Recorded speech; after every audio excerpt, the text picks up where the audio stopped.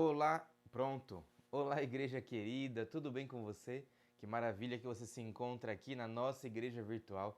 Eu tô aqui achando graça porque eu gravei quase que o culto inteiro com o microfone travado, sem funcionar. Mas agora eu tô vendo ali, ele tá funcionando de maneira perfeita e você aqui é nosso convidado especial. Seja muito bem-vindo e muito bem-vinda à casa de oração, a essa igreja virtual que se junta todos os sábados pela manhã, todos os domingos e todas as quartas-feiras para louvar o nome de Deus. É por isso que nós estamos aqui, é por isso que você está aí mais uma vez. Eu quero convidar você para você ajudar esse canal, assim como todos os outros que falam sobre a Bíblia, a continuarem espalhando o Evangelho de Deus. E a única forma que nós temos para fazer isso, ela é de graça, ela é fácil e ela é rápida de fazer. Faz assim, ó. Nesse cantinho aqui, embaixo da imagem da minha Bíblia aqui, deve ter bem aqui embaixo um símbolo, um X, e aí você clica nele, o chat que você está assistindo, ele vai abaixar e você vai aparecer para você ali duas mãozinhas, uma para cima e uma para baixo. Você pode escolher, clica em qualquer uma delas, mas se você gostou desse vídeo, clica no curtir, porque muitos dos seus amigos serão notificados que você assistiu esse vídeo e que para eles também pode ser um conteúdo bom e relevante para a vida deles, entendeu? É assim que a gente espalha o evangelho. Ontem nós distribuímos nas igrejas do nosso distrito o livro da esperança. Você deve ter recebido em qualquer outro lugar onde você frequenta, você deve ter recebido o livro da esperança. E esse livro ele foi dedicado especialmente para que você possa levar até um parente, até um amigo, até um vizinho, alguém que não é cristão adventista ainda, mas você leva para essa pessoa, diz para ele que é um presente e pede para que essa pessoa leia, e vamos confiar que Deus, o Espírito Santo, estará na frente guiando a vida dessa pessoa. Eu queria convidar você para participar de uma oração, mas hoje a oração vai ser de uma forma diferente. Eu gostaria de primeiro fazer uma oração bem curtinha, somente para a gente ler a Bíblia. Em seguida, nós vamos também orar por cada um dos pedidos e dos agradecimentos. Por isso, se você tem um pedido, você tem um agradecimento aí, já coloca aqui embaixo e nós vamos daqui a pouquinho orar por você também. Vamos orar para ler um pedacinho da Bíblia? Paizinho querido, Deus de amor, mais uma vez pedimos a sua presença nesse culto e pedimos que o Senhor abra a nossa mente e o nosso coração para a gente poder compreender a sua palavra sempre. Fica ao nosso lado e nos guia o que nós te pedimos, em nome de Jesus. Amém.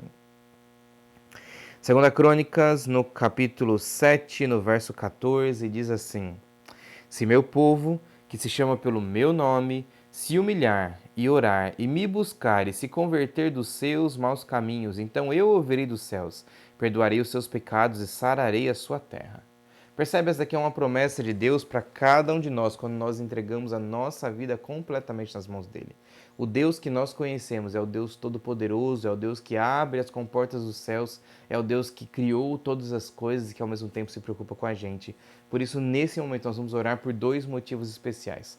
Lógico, você pode colocar aqui o seu pedido, pode colocar aqui o seu agradecimento, sem problema, mas eu queria, além disso, que você também escrevesse de onde você está falando, de onde você está assistindo a gente. E aí, os dois motivos especiais pelos quais nós vamos orar aqui hoje, nessa noite, são pelos doentes, as pessoas que estão nos hospitais ou então passando por alguma dificuldade de saúde, e também nós vamos orar por aquelas pessoas que estão enlutadas, que têm algum parente, algum amigo, algum familiar que infelizmente foi levado pelo pecado e pela morte e que hoje eles não estão mais ao nosso lado.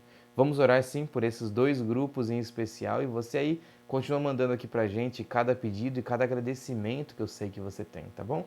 Manda aqui e nós vamos mais uma vez orar nesse momento. Feche seus olhos, baixe sua cabeça, vamos falar com Jesus. Pai de amor e grande bondade, mais uma vez chegamos aos seus pés, implorando, pedindo ao Senhor para que o Senhor cuide da gente, para que o Senhor nos abençoe e que nessa noite o Senhor ouça a nossa voz. Mais uma vez, Pai, nós nos entregamos a Ti. Pedimos ao Senhor que faça-se somente a Sua vontade e que todos nós, nessa igreja virtual, possamos estar nos achegando mais pertinho do Senhor. Cuida, por favor, da nossa família, cuida, por favor, dos nossos amigos e, em especial, Pai, nós colocamos os nomes das pessoas que estão enlutadas nas Tuas mãos, colocamos também a vida das pessoas que estão enfermas nas Tuas mãos. Nós não sabemos como, mas o Senhor sabe como cuidar de cada um deles. É por isso que nós nos entregamos e nós entregamos a Ele, confiando na presciência do Senhor e no respeito que o Senhor tem por cada pessoa que ora e intercede pelos seus amigos, pelos seus familiares. Cuida da gente, por favor, nos abençoe, nos dá um ótimo culto na sua companhia. É o que nós te pedimos e agradecemos em nome de Jesus. Amém. Amém. Queria convidar você para participar mais uma vez de um momento de adoração. Eu peguei aqui uma música que foi enviada há alguns meses atrás, quando nós estávamos começando ainda esse processo chamado pandemia, e eu separei aqui que eu gostaria de colocar essa família, que são meus amigos, para poderem cantar aqui, o pastor Simei, a esposa e a filha, para que eles possam cantar e louvar mais uma vez o nome de Deus. Você que está aí, participa com a gente. Se você conhecer essa música, canta também, que vai ser uma bênção para você, tá bom? Vamos lá? Nasce gentil, Cristo está convidando, chama por ti e por mim. Eis que ele à porta está esperando, espera por ti e por mim. Vem já, sim, vem já, vem já.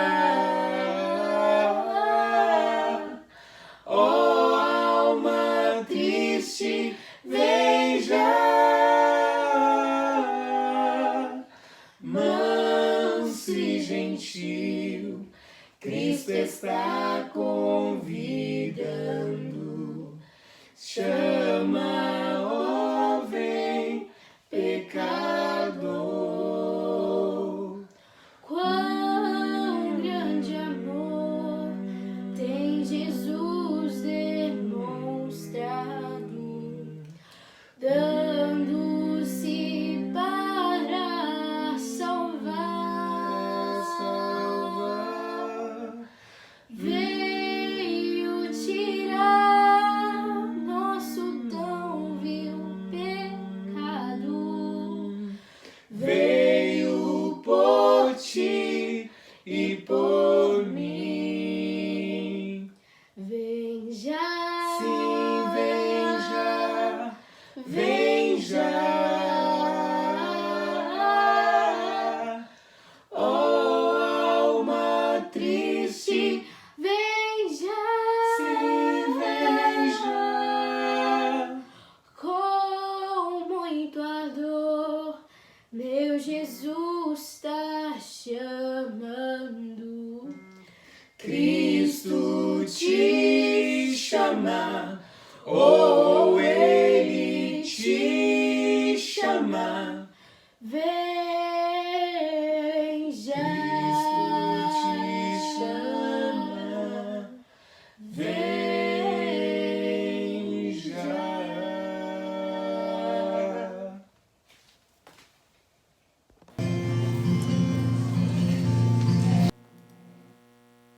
Amém, muito bom. Que Deus abençoe esse casal e essa filha também, né? Que eles sempre possam fazer a vontade de Deus e continuar ali ouvindo a voz do Pai. Sem mais demorar, eu gostaria de convidar você a pegar sua Bíblia, abrir ela no livro do Apocalipse e nós vamos mais uma vez estudar a Bíblia como a palavra de Deus. Apocalipse no capítulo 11, nós já estudamos muitos textos do livro do Apocalipse, mas eu queria convidar você para entender um detalhe sobre o livro do Apocalipse que está contido também na história profética. Eu queria que você fosse junto comigo a Apocalipse no capítulo 11, a partir do verso 3, e eu começo lendo na minha Bíblia da seguinte forma. Atenção, só vamos ler a Bíblia porque já oramos antecipadamente e eu já pedi para que a leitura da Bíblia fosse realmente viva para cada um de nós. Por isso nós vamos aqui abrir e entender mais um pouquinho da palavra de Deus. No verso 3, eu começo lendo assim. Darei às minhas duas testemunhas que profetizem por 1260 dias, vestidas de pano de saco. São essas as duas oliveiras e os dois candeeiros que se acham em pé diante do Senhor da terra. Se alguém pretende causar-lhes dano, sai fogo da sua boca e devora os inimigos. Sim, se alguém pretender causar-lhes dano, certamente deve morrer. Verso 6. Elas têm autoridade para fechar o céu, para que não chova durante os dias em que profetizarem. Têm autoridade também sobre as águas, para convertê-las em sangue, bem como para ferir a terra com toda a sorte de flagelos, tantas vezes quantas quiserem. Quando tiverem então concluído o testemunho, que devem dar à besta que surge do abismo, pelejará contra elas e as vencerá e matará. E o seu cadáver ficará estirado na praça da grande cidade que espiritualmente se chama Sodoma e Egito, onde também o seu Senhor foi crucificado. Então muitos, dentre os povos, tribos, línguas e nações, contemplam os cadáveres das duas testemunhas por 3 dias e meio e não permitem que esses cadáveres sejam sepultados. Os que habitam sobre a terra e se alegram por causa deles realizarão festas e enviarão presentes uns aos outros, porquanto esses dois profetas atormentarão os que moram sobre a terra. Mas depois de 3 dias e meio, um espírito de vida vindo da parte de Deus neles penetrou, e eles se ergueram sobre os pés, e àqueles que os viram sobreveio grande medo. As duas testemunhas ouviram grande voz vinda do céu, dizendo: Subi para aqui. E subiram ao céu numa nuvem, e os seus inimigos as contemplaram. Naquela hora houve grande terremoto e ruiu a 10ª parte da cidade, e morreram nesse terremoto 7.000 pessoas, ao passo que as outras ficaram sobremodo aterrorizadas e deram glória ao Deus do céu. Passou o segundo ai, e eis que sem demora vem o terceiro ai. Percebeu esse texto que nós lemos aqui? Ele tem a ver com duas testemunhas mártires. E infelizmente eu fechei a Bíblia, não devia ter fechado, eu vou abri-la aqui novamente. Apocalipse no capítulo 11, vou deixá-la aberta aqui para a gente poder ter a referência do que nós vamos comentar. O livro do Apocalipse ele é escrito como se fosse uma escada que se dobra. Ele vai até a metade e depois retorna. E se você for até os capítulos 12 e 13, nós encontramos ali o ápice, o ponto principal de todo o conteúdo bíblico, da profecia bíblica que fala sobre os últimos tempos. E nós vamos daqui a pouquinho, na verdade na semana que vem, chegar nos capítulos 12 e 13, mas antes nós precisamos compreender esse ponto da história profética que também tem a ver com a gente. Para pensar um pouquinho. Como é que eu entendo a profecia da maneira como os adventistas do sétimo dia, ou como nós entendemos as profecias bíblicas? Nós entendemos comparando as datas que foram colocadas aqui pela profecia e entendendo em que lugar essas datas são encontradas. Nós já vimos esse texto falando sobre 1260 dias ou anos, que é o tempo citado aqui nesse período da profecia. 1260 anos é o tempo que compreende entre o domínio papal, quando o governo da igreja que existia na época, ele é instituído e a partir dali o Papa rege como um rei que coloca o dedo e mexe com todas as nações existentes da Terra. E quando esse período termina, ele termina com a prisão, o aprisionamento do Papa Pio VI, quando ele perde o poder que ele tinha e agora o mundo sofre uma nova revolução. Esse período compreende do ano 300, só para não errar, do ano 538 até o ano 1798, e nós já citamos essas datas aqui. Essa é a data que como é que eu posso dizer, que a história compreende por ter ali no meio a Idade Média. Sabe o que aconteceu na Idade Média, ou Idade das Trevas? Esse foi o período onde houve mais trevas de conhecimento em toda a história da Terra. Ninguém podia estudar, ninguém podia ter uma Bíblia que fosse dentro de casa. Na verdade, a Bíblia era proibida. A Bíblia era colocada dentro dos mosteiros e acorrentadas. Elas ficavam ali fechadas porque a igreja daquela época estava criando coisas e histórias totalmente deturpadas que a Bíblia ia contra, e por causa disso eles não permitiam que os seus fiéis tivessem acesso ao texto sagrado. Percebe que o erro ele começa quando a gente começa a querer colocar outra coisa na frente de Deus. E se por acaso você tem ouvido aí alguma pessoa falando que Deus ou então que a Bíblia não está correta e quer tirar a Bíblia de você, não permita, porque a Bíblia é a única fonte que nós temos da palavra própria de Deus. Se nós tiramos a Bíblia, nós começamos a colocar dentro de nós mesmos e também dentro da igreja doutrinas equivocadas, e foi isso que a igreja antiga, entre o ano 538 até o ano 1798, foi isso que essa igreja fez. Essa igreja começou agora a adorar ídolos, começou a adorar os mortos, começou agora a colocar o domingo como dia de guarda. Essa mesma igreja começou agora a cobrar pela salvação. Essa mesma igreja colocou também uma outra doutrina que para eles era correta, que era a confissão para os líderes religiosos ou os padres por ocasião da Igreja Católica. Percebe? Nenhum desses ensinamentos está na Bíblia. Entretanto, quando a gente vai para a Bíblia, a gente descobre que durante este período aconteceria alguma coisa com as duas testemunhas mártires. Eu simplesmente contei para você o que aconteceria nos 1260 anos. Agora vamos tentar entender quando isso começa e quando isso termina. Na verdade, nós conseguimos entender e conseguimos aceitar, compreender quem são as duas testemunhas mártires quando a gente vai para a data de início e para a data de final dessa profecia dos 1260 anos. A profecia dos 1260 anos, como eu já falei para você, está ali relacionada entre os anos 538 e o ano 1798. 538 é o ano onde o Papa assume e ele proíbe o uso da Bíblia dentro da igreja. E 1798, agora a última data, é a data quando o Papa é retirado e começa a Revolução Francesa, a revolução das ideias que acontece dentro do mundo moderno. Para pensar de que ano nós estamos falando. 1798, para a gente poder dar uma arredondada ali, só para você fazer a conta correta, 1798 é 2 anos antes de 1800. Nós estamos no ano 2020, ou seja, 220 anos antes. E sabe como é que o mundo vivia naquela época? Você conhece um pouquinho de história, consegue saber que o mundo inteiro era rural. O número de pessoas que existia na Terra era muito pequeno ainda e as pessoas que viviam ali, elas não tinham quase nada de tecnologia. Durante a Idade Média, durante a Idade das Trevas, a própria igreja usava a Bíblia, que eles não liam, que eles não permitiam que outras pessoas lessem, para dizer que todos os cientistas eram bruxos, para pegar as pessoas que inventavam ou então descobriam coisas e queimarem em praça pública, para pegar aqueles que se interessavam em estudar alguma coisa e enforcá-los ou decapitá-los em praça pública como um exemplo do que a igreja não queria que se fizesse.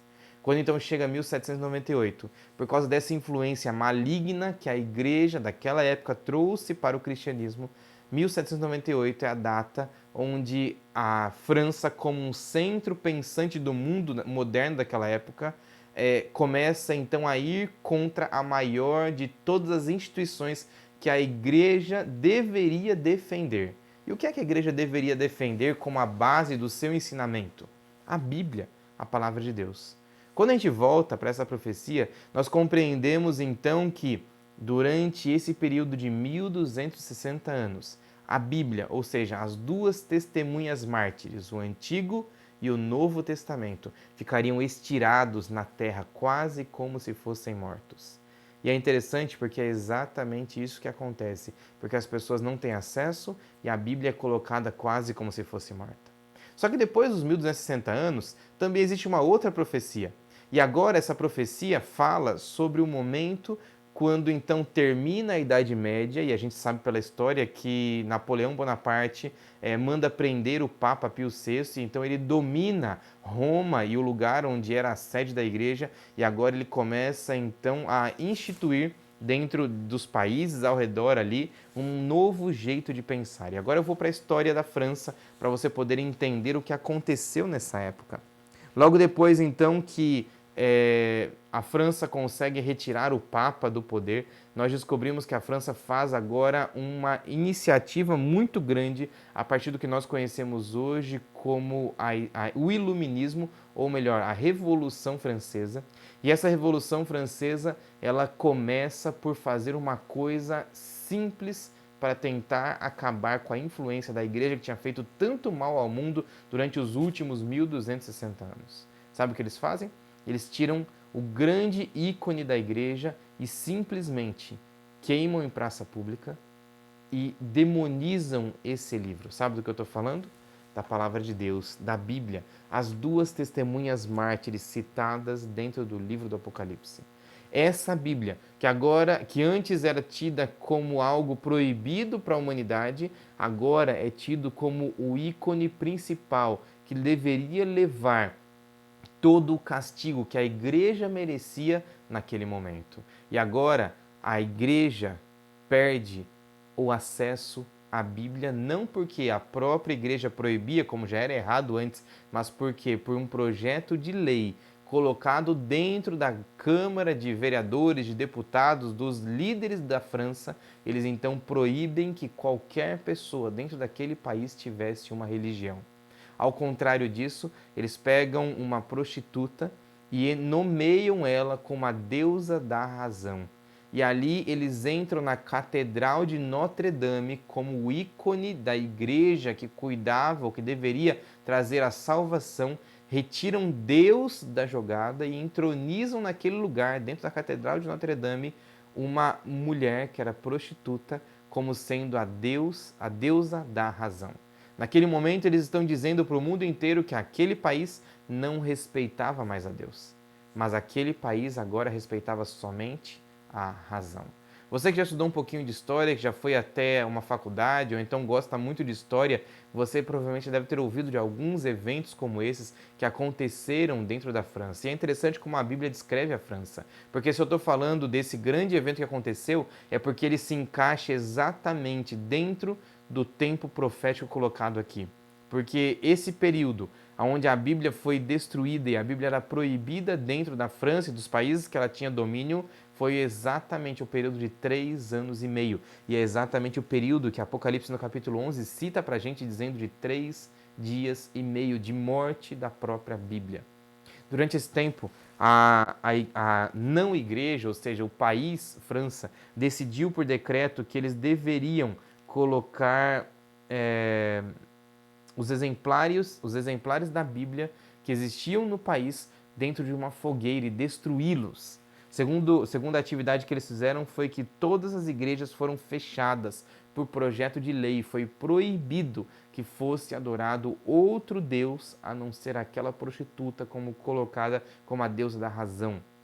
Terceira coisa que eles fizeram, eles tentaram mudar a semana de 7, como Deus se instituiu, para 10 dias. E ao final dessa semana, ao invés de colocarem um dia em adoração ao Deus, ou a maneira como nós entendemos que Deus pediu para que a gente guardasse o sábado, eles então colocaram um dia para orgia e blasfêmia. Negou-se abertamente a existência de um Deus e a permissão de alguém ter o livro sagrado dentro de casa. Percebe quantas coisas ruins vieram de uma hora para outra? 1798 foi o momento quando as 2 testemunhas mártires foram jogadas por terra como mortas. E é interessante a descrição bíblica sobre essa cidade, porque ou esse país, pelo menos, né? Porque a cidade descrita aqui no livro do Apocalipse tem 2 características. O primeiro delas é Sodoma. E se você voltar na história, você vai descobrir que Sodoma era uma cidade totalmente promíscua. E a segunda característica é que a Bíblia chama de cidade Egito. Essas 2 características têm que ver com a falta de Deus, ou a falta de aceitação do Deus verdadeiro e a inclusão de outros deuses no lugar de Deus. E a segunda coisa, como eu já falei para você, uma cidade promíscua, que tinha o sexo livre.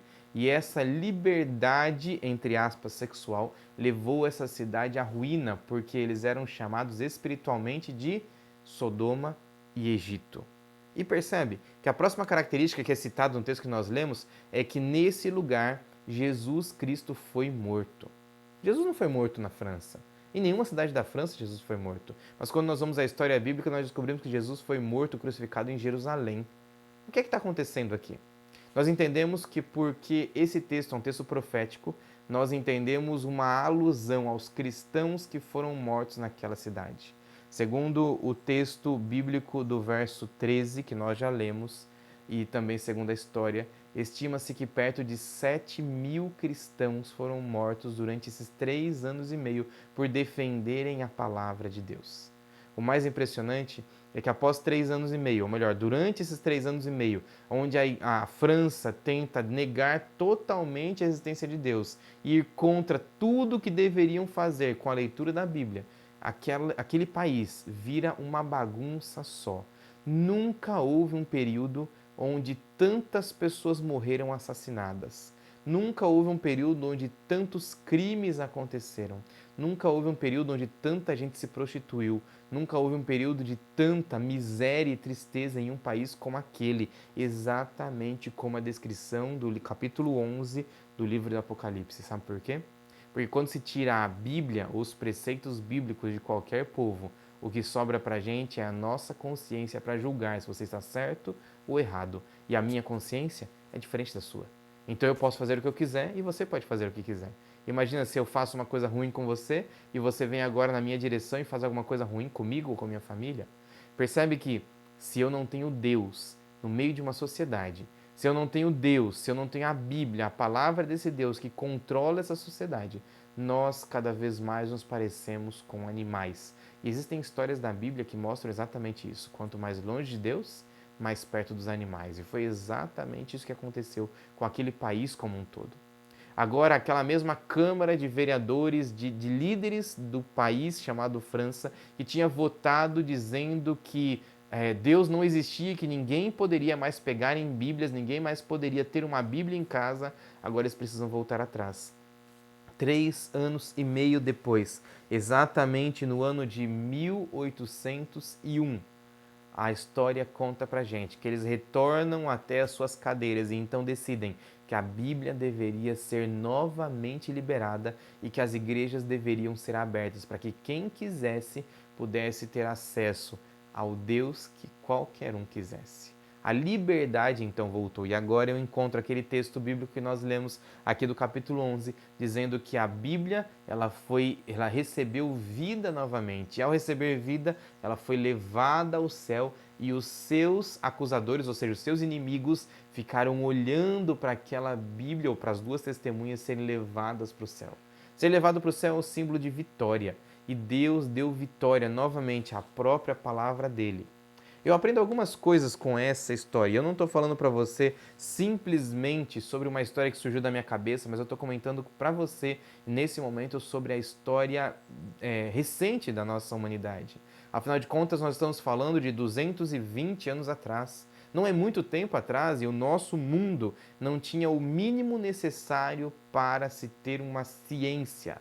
As pessoas entendiam, só para você ter uma ideia, há 200 anos atrás, que ao você operar alguém, ao médico operar uma outra pessoa, ele não deveria limpar as mãos do sangue que ele tinha vazado dessa primeira pessoa, que tinha caído dessa primeira pessoa, porque ao ele limpar as mãos, ele estaria contaminando a segunda pessoa.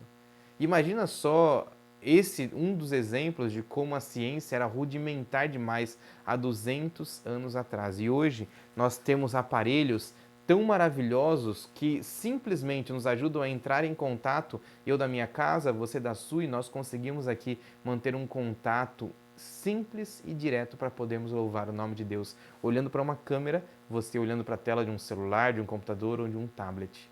Percebe que se nós tirarmos a Deus da jogada, nós perdemos o que nós temos de mais precioso, que é o que Deus, Espírito Santo, faz em nossa consciência, que é de nos alinhar, de nos aproximar do que nós devemos fazer aqui na Terra. E os preceitos bíblicos são amor, amizade, companheirismo, aceitação, domínio próprio, longanimidade e cada um dos frutos de Deus.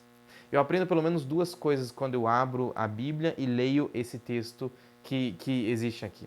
A primeira delas é que a Bíblia é um livro maravilhoso e que ele deve estar no nosso meio. Quando nós nos desligamos do que a Bíblia fala pra gente, nós simplesmente nos desligamos de tudo o que é correto. E agora nós começamos a fazer coisas da nossa própria consciência e nos atolamos em pecados, em maldade, em coisas ruins. Só que a segunda coisa que eu aprendo é que esse livro não chegou na gente por acaso. Ele não chegou até você e a mim porque o tempo passou e Deus e a história, ou então o clima foi muito bom para preservar esse livro aqui. Não.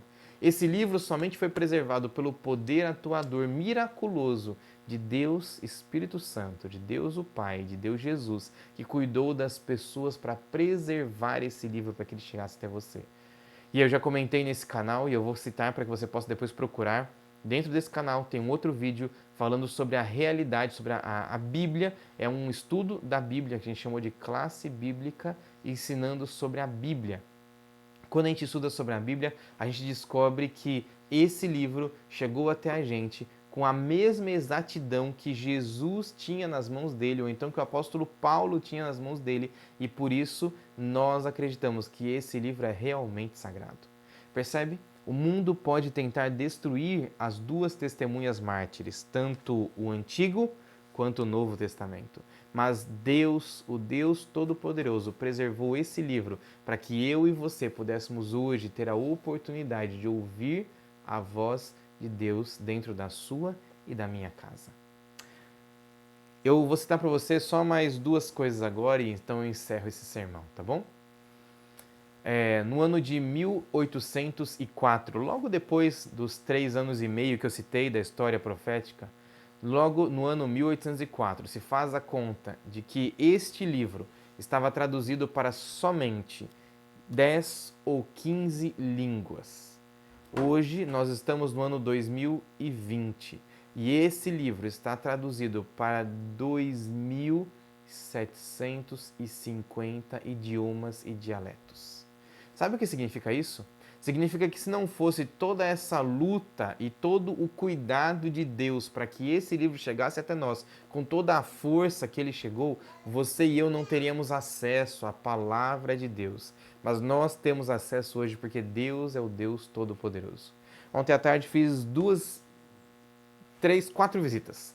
Em uma delas, ao visitar o casal com o filho que estava ali, eu encontrei pessoas extremamente dedicadas em querer aprender a palavra de Deus. Encontrei ali pessoas que estavam sedentas, buscando ouvir o que Deus gostaria para a vida deles. E eu fiquei maravilhado com aquilo. Eles estavam há muito tempo bebendo, fumando, em baladas, em festas, ouvindo músicas mundanas e de repente, de uma hora para outra, eles decidiram, porque ouviram a voz de Deus, que eles deveriam retornar ao caminho de Jesus.